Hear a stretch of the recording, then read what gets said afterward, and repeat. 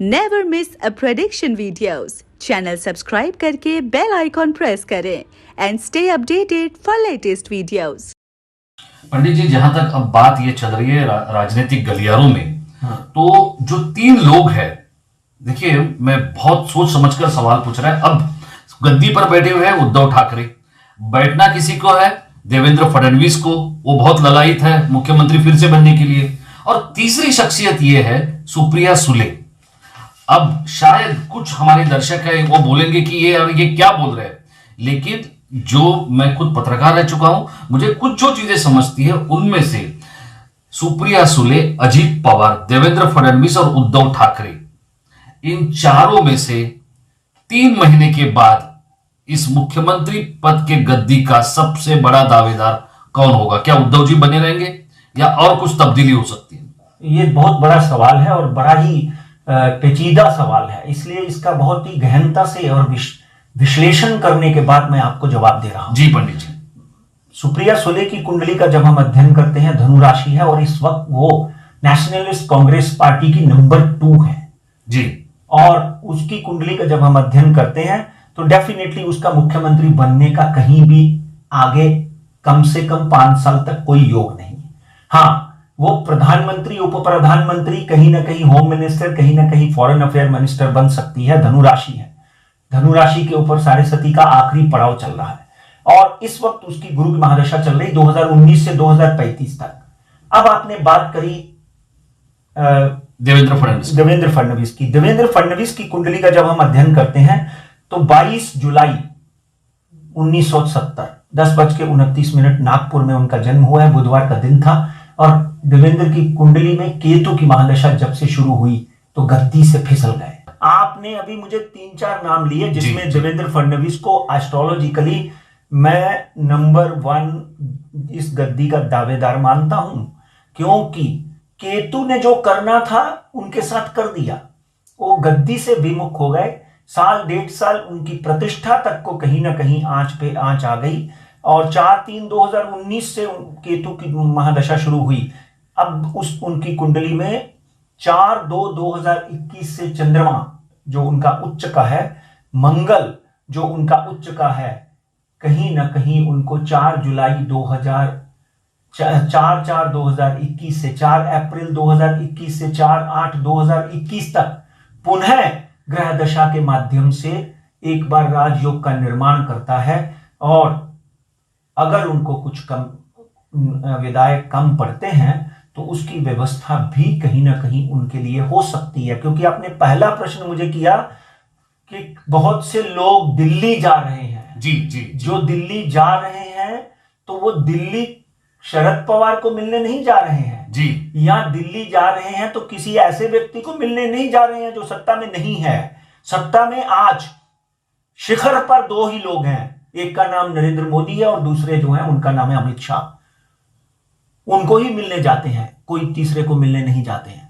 और आज राजनीति में भी 2 ही ऐसे व्यक्ति हैं, बीजेपी में भी 2 ही ऐसे व्यक्ति हैं जिनके बिना बीजेपी में पत्ता नहीं हिल सकता, कोई सांस नहीं ले सकता। इसलिए एक बात ध्यान रखिए कि कहीं ना कहीं बहुत से लोग भारतीय जनता पार्टी ज्वाइन करने के लिए आतुर हैं।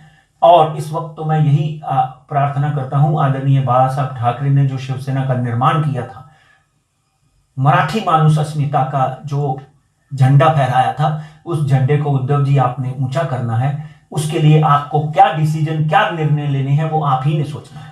पंडित जी देखिए, एक कामयाब शख्सियत के पीछे उसकी धर्मपत्नी का बहुत बड़ा योगदान होता है।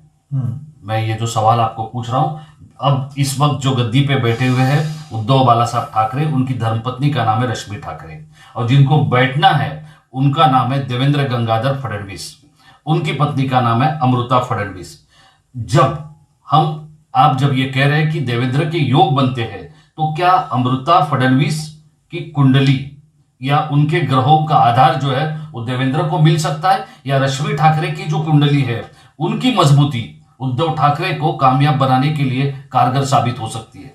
देखिए, रश्मि ठाकरे की कुंडली मेरे पास तो नहीं है, मगर 7वां घर हर व्यक्ति की कुंडली में पत्नी का होता है और इनके 7वें घर में गुरु और शनि की युति बनी हुई है। जो पहले भी इनको गद्दी मिली ये उनकी पत्नी के ग्रहों की वजह से मिली है। एक बात ध्यान रखिए, आप ये उद्धव जी के बारे में उद्धव जी की बात कर रहा हूं, क्योंकि शनि स्वग्रही मकर राशि में बैठा, मकर राशि में बैठा हुआ शनि पैंडेमिक कर सकता है, मगर मकर राशि में बैठा हुआ शनि सिंह राशि के व्यक्ति को राजयोग का निर्माण करवा देता है, जो उद्धव ठाकरे को हुआ। बहुत सी अटकलें लगाई जा रही थी, मैंने खुद प्रेडिक्ट किया था कि एकनाथ शिंदे चीफ मिनिस्टर बन सकते हैं, मगर उनकी ग्रह दशा, उनकी धर्मपत्नी की ग्रह दशा, उनके पुत्र आदित्य की ग्रह दशा कहीं ना कहीं से मजबूत सपोर्ट करते हुए उद्धव ठाकरे सीएम बन गए। अब देवेंद्र फडणवीस की कुंडली का जब हम अध्ययन करते हैं तो डेफिनेटली आपने जो सवाल किया है उसके ऊपर आगे बढ़ता हूं मैं। और नागपुर से आए हुए देवेंद्र फडणवीस जो है, उनकी कुंडली में कुंभ राशि, कुंभ राशि में अगर हम उनकी 7वें घर को देखते हैं, देखिए ऐसा है कि धर्म स्त्री जो है महाभारत करवा देती है जी, स्त्री जो है बड़े बड़े राजाओं के राजभंग योग करवा देती है और बड़े बड़े जीरो को हीरो बना देती है। स्त्री में वो बल होता है। आपने अगर महाभारत देखी, पलासी की लड़ाई देखी, कई नेताओं की मृत्यु देखी, कई नेताओं की मृत्यु स्त्री की वजह से हुई, आपको भी पता है। अब देवेंद्र फडणवीस की कुंडली में 12 यानी 12 नंबर का मतलब होता है मीन राशि। मीन राशि के स्वामी गुरु हैं। 4 तारीख को उनकी कुंडली में गुरु जो है वो 6ठे घर में चले जाएंगे, 6ठे से वो 7वें घर में पत्नी के घर को देखेंगे। तो कहीं ना कहीं जब आप राजा बनते हैं तो पत्नी रानी बनती है, आप चीफ मिनिस्टर होते हैं तो आपसे भी ऊपर की पदवी पत्नी की हो जाती है। इसलिए कहीं ना कहीं देवेंद्र फडणवीस की कुंडली में 6ठे घर में आते हुए गुरु उनके 7वें घर को देखते हैं, और 7वें घर में जैसे ही गुरु परिवर्तन होते हैं तो वो प्रबल हो जाते हैं। याद रखिए, जब गुरु एक घर में बैठता है तो उसको वो वंचित कर देता है, उसको कहीं ना कहीं वायरस लगा देता है, मगर वो जिस घर को देखता है उसमें राजयोग का निर्माण होता है। इसलिए देवेंद्र फडणवीस की कुंडली में राजयोग का निर्माण हो रहा है और पुनः मुख्यमंत्री बन सकते हैं। मगर इसके लिए जैसे आपने 3 महीने गिने, मैं 4 अप्रैल 2021 से आगे के 3 महीने नहीं, 4 महीने पकड़ता हूं। इन 4 महीनों में कहीं ना कहीं कोई ना कोई बड़ा फेरबदल हो सकता है। और राजेश जी एक बात समझ कर लीजिए, यहां पर यह बात समझ के लीजिए, क्योंकि शिवसेना हिंदू बेसिस के ऊपर बनी हुई पार्टी है। आगे आने वाले दिनों में यह भी पॉसिबल है कि शिवसेना और भारतीय जनता पार्टी फिर एक बार महाराष्ट्र के सरकार बनाए। पंडित जी, अभी मैं आखिरी सवाल इस पूरे शो का आपसे पूछता हूं। देखिए, जब उद्धव ठाकरे मुख्यमंत्री बने तब उसके पहले नाम की चर्चा चल रही थी एकनाथ शिंदे की। राष्ट्रवादी की अगर हम बात करते हैं तो राष्ट्रवादी का हर एक विधायक मन में ये पकड़कर चल रहा है कि कभी ना कभी नहीं, बहुत जल्द ही महाराष्ट्र का मुख्यमंत्री अजीत दादा हो सकते हैं। ये 2 ऐसे मराठा नेता हैं कि जिनके पास बहुत बड़ा मास लीडरशिप है। ये दोनों को आप इस राजनीतिक गलियारों में और ये जो होली के रंगों में पूरा देश जब डूब रहा है, तब इनके ऊपर कौन सा रंग हो सकता है, ये 2 नेताओं के ऊपर? देखिए, एकनाथ शिंदे की कुंडली में उनकी डेट ऑफ बर्थ है 9/2/1964 और धनु राशि। उनकी कुंडली का जब हम अध्ययन करें तो उनकी कुंडली में भी साढ़े सती का आखिरी पड़ाव है। साढ़े सती का आखिरी पड़ाव का क्या होता है कि शनि बोलता है कि भाई 7 साल मैंने दुखी किया, अगले 6 महीनों में हो सकता है कि मुझे क्या चाहिए तो बता, कि मैं जैकपॉट दे दूं, समझे। मगर यहां पर इनकी कुंडली में एक बात पक्की है कि इससे भी बड़ा राजयोग निर्माण हो सकता है इनका। आप ये अजीत दादा की बात कर रहे हैं या मैं एकनाथ शिंदे जी की बात कर रहा हूं। उनकी राहु की महादशा 2012 से शुरू हुई है। उनका राहु मनमोहन सिंह जैसा है। जैसे आपको याद है, मैंने बोला था कि मनमोहन सिंह 2004 में प्रधानमंत्री बनेंगे, क्योंकि उनकी राहु की इस कलयुग में राहु, केतु, शुक्र, शनि, दैत्य ग्रह आपको ज्यादा फलित होंगे देव ग्रहों से। इसलिए एकनाथ के आगे आने वाले दिनों में कहीं ना कहीं कोई राजयोग का निर्माण हो सकता है। पॉसिबल है कि अगर आगे आने वाले दिनों में कोई फेर बदल होता है तो शिवसेना का बड़ा चेहरा, क्योंकि उद्धव जी तो रिमोट कंट्रोल रहेंगे, ये तो इसमें कोई दो राय नहीं। उद्धव जी और रश्मि ठाकरे रिमोट कंट्रोल शिवसेना के रहेंगे। आगे आने वाले दिनों में एकनाथ एक सबसे बड़ा चेहरा बनकर उभर सकता है।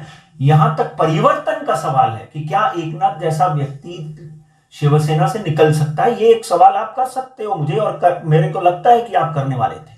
मुझे कहीं दिखाई नहीं देता, क्योंकि आगे आने वाले दिनों में एकनाथ शिवसेना में ही रहेंगे और शिवसेना के बड़े नेता बनकर मुख्यमंत्री उप मुख्यमंत्री बनने की उनकी कुंडली दिखती। नहीं पंडित जी, आपने अजीत दादा के बारे में बात नहीं की, आप अजीत दादा के बारे में बात करो, फिर मैं सवाल पूछता हूं। देखिए, अजीत पवार की जब हम कुंडली की बात करते हैं तो यहाँ पर एक बड़ी खूबसूरत बात है कि ये जितने भी बड़े बड़े नेता हैं ये ज्यादातर जुलाई में ही पैदा हुए। 20 तारीख को, 22 तारीख को, 26 तारीख को, 27 तारीख को उद्धव जी देख लीजिए, रामदास कदम देख लीजिए। और अजीत पवार की कुंडली का जब हम अध्ययन करते हैं तो 22 जुलाई 1959 ये 159 अहमदनगर में उनका जन्म हुआ था जी। और उनकी कुंडली का जब हम अध्ययन करते हैं तो डेफिनेटली उनकी कुंडली में एक परिवर्तन योग बनते हैं। पंडित जी, अब मेरा जो सवाल है 1,00,000% का सवाल, परिवर्तन योग में तो है ही, लेकिन एकनाथ शिंदे हो या अजीत दादा हो, दोनों के तरफ उनके पार्टी के कुछ बड़े नेता अक्सर शक की निगाहों से देखते रहते हैं। कहीं ये दोनों में से एक कोई निकल जाए, दोनों के पास विधायक है, दोनों को मानने वाले लोग हैं, तो ये दोनों के कुंडली में योग किस कारण बनता है? एकनाथ हो या फिर अजीत दादा हो, दोनों के पास पार्टी के आला कमान अक्सर शक की निगाहों से क्यों देखते हैं? देखिए, कुंभ राशि है इनकी, दोनों की नहीं, एकनाथ जी की धनु राशि है जी, इनकी कुंभ राशि है। कुंभ राशि में 7.5 शुरू हुई है, तो इनको सबसे पहले तो अपनी हेल्थ का और कहीं ना कहीं डिप्रेशन का ध्यान रखना पड़ेगा। अजीत पवार की बात कर रहा हूं मैं। अजीत पवार जो है उनकी जन्म है 22 जुलाई 1959। उनकी कुंभ राशि है, उनकी, और इस वक्त उनकी बुध की महादशा चल रही है। लेकिन बुध की महादशा में कुछ ना कुछ अच्छा बड़ा मिल जाता है, क्योंकि बुध ही उनका उच्च का बैठा हुआ है। वो डेफिनेटली कहीं ना कहीं विद्रोह कर सकते हैं, एक बात ध्यान रखिए उनके, क्योंकि आपको याद होगा देवेंद्र फडणवीस जब दूसरी बार मुख्यमंत्री एक दिन के लिए बने तो अजीत पवार जो है साथ में खड़े थे जी। अगर वो विद्रोह कर, यहां पर एकनाथ की कुंडली में इतना बड़ा साहस लेने की कोई गुंजाइश नहीं दिखाई दे रही, कुंडली में नहीं है ना। मैं जी, तो जी। साहस की बात कर रहा हूं, तीसरे घर की बात कर रहा हूं। यहाँ पराक्रम देखा जाता है, यहाँ चक्रवर्ती सम्राट बनते हैं, परशुराम बनते हैं, समझे ना जी। तो कहीं ना कहीं अजीत दादा पवार जो है उनकी कुंडली में एक परिवर्तन योग हो सकता है। अगले 3 महीनों में कहीं ना कोई ऐसा समय आ सकता है कि या तो उनको शरद पवार ही सपोर्ट कर दें या वो खुद अपने निर्णय लेकर आगे बढ़कर कहीं ना कहीं फैसला लेकर वापस जो है इस सरकार से बाहर होकर आगे सपोर्ट कर सकते हैं जी। ये है पंडित Rajkumar Sharma ji.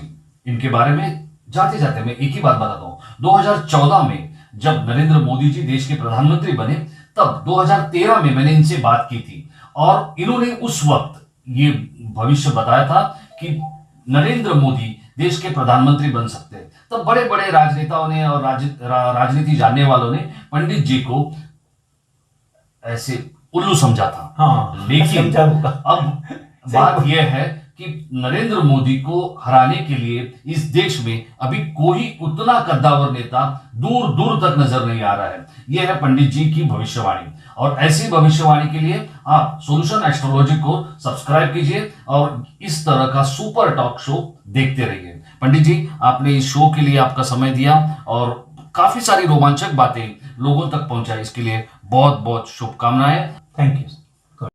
Never miss a prediction videos. Channel subscribe करके बेल आइकॉन प्रेस करें and stay updated for latest videos.